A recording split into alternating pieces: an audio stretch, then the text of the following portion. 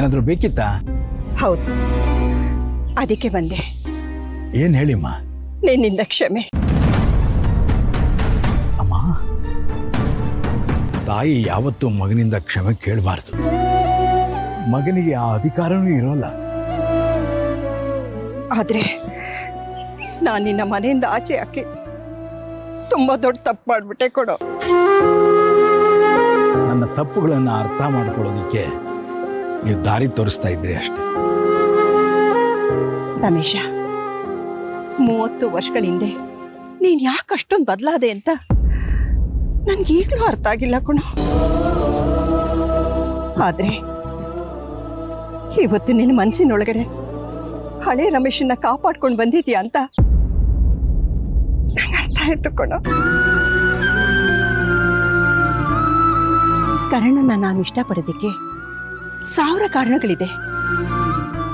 ಆದ್ರೆ ಅದರಲ್ಲಿ ಒಂದು ನೀನು. ನಾನು ನೋಡಕ್ಕಾಗದೇ ಇರೋ ನನ್ನ ಮಗ ರಮೇಶ ನನ್ನ ಮೊಮ್ಮಗನಲ್ಲಿದ್ದ.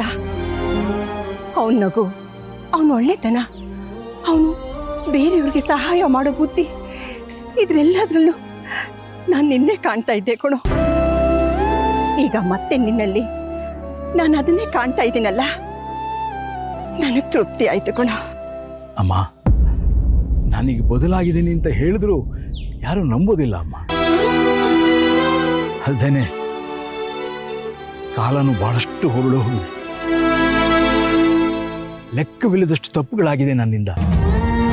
ನನ್ನ ಸುತ್ತ ಇರೋ ಜನ, ಅವರ ಮನಸ್ಥಿತಿ, ಪರಿಸ್ಥಿತಿ ಎಲ್ಲ ಬದಲಾಗಿ ಹೋಗಿ.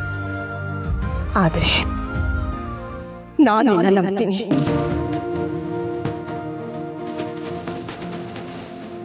ಅಮ್ಮ,